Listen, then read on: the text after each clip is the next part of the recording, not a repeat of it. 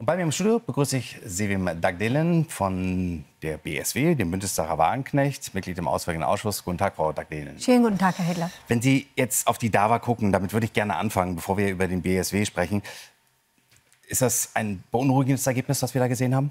Na, beruhigend ist natürlich erstmal, dass Sie kein Mandat erworben haben im Europäischen Parlament, weil Sie nichts anderes gemacht hätten als eine Interessensvertretung für die Republik Türkei, für den türkischen Staatspräsidenten und seine konservative islamistische Partei AKP. Beunruhigend ist natürlich, dass in meiner Heimatstadt Duisburg, wo ich aufgewachsen, wo ich geboren wurde, es über 40% für eine solch islamistische, pro-islamistische Partei gibt, die vor allen Dingen mit den Gefühlen der Menschen hier auch gespielt hat, instrumentalisiert hat, den Krieg in Gaza für ihre Interessen. Und insofern ist das natürlich beunruhigend und ist auch ein Zeichen von einer gescheiterten Integration insofern. Aber zeigt das auch, dass Erdogan, der türkische Staatspräsident, immer weiter versucht, auch seinen politischen Einfluss hierzulande zu vergrößern? Ja, das ist aber schon länger der Fall. Die Regierungspartei AKP in der Türkei hat vor Jahren schon ihre Strategie angefangen mit einer Nebenaußenpolitik in verschiedenen europäischen Ländern. In den Niederlanden zum Beispiel gibt es die Denkpartei, die sogar im Parlament vertreten ist. In Belgien hat man das versucht, in Frankreich hat man das versucht. Und jetzt kommt halt Deutschland. Insofern ist das nichts Neues. Es ist immer noch gefährlich, weil sie natürlich eine ganz andere Politik machen für das Interesse eines fremden Staates. Und deshalb muss man natürlich aufpassen. Und ich wünschte mir, dass die Sicherheitsbehörden in Deutschland mehr unternehmen würden für diese Gefahr, die eigentlich ausgeht von diesen Parteien, für die öffentliche Sicherheit. Es ist auch eine schwierige Kombination aus DİTİB, was ja auch Erdogan nahesteht, und jetzt der DAWA.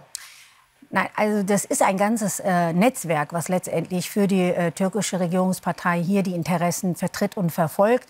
Dazu gehört natürlich die Moscheevereinigung DİTİB, die ja unter seiner Kontrolle ist, des türkischen Präsidenten. Die werden ja auch finanziert.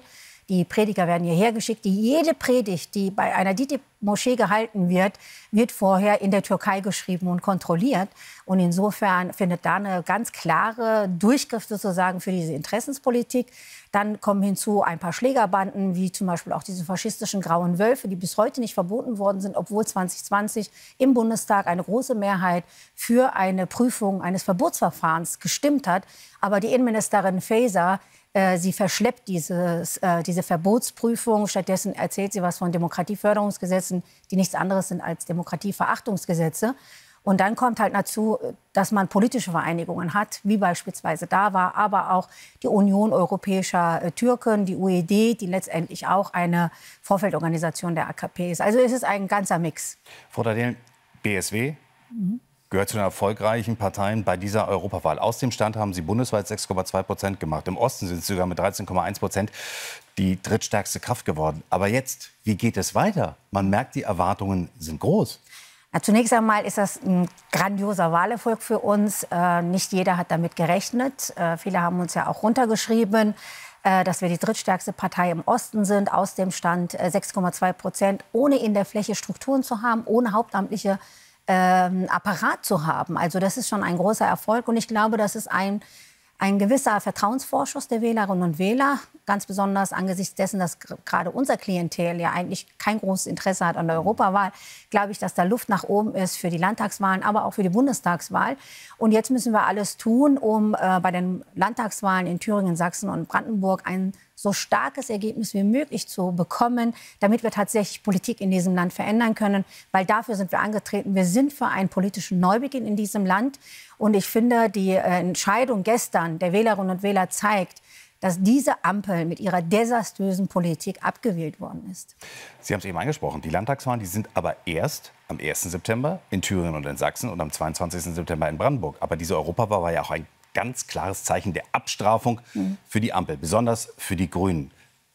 Heißt das nicht in der Konsequenz, dass es jetzt Neuwahlen geben muss auf Bundesebene, dass der Bundeskanzler tatsächlich die Vertrauensfrage stellen muss und Neuwahlen damit einleitet? Nun, wenn wir Anstand in der Politik hätten, gerade auch bei der Ampel, dann würde man das erkennen als eine Klatsche, als eine rote Karte für diese Ampel.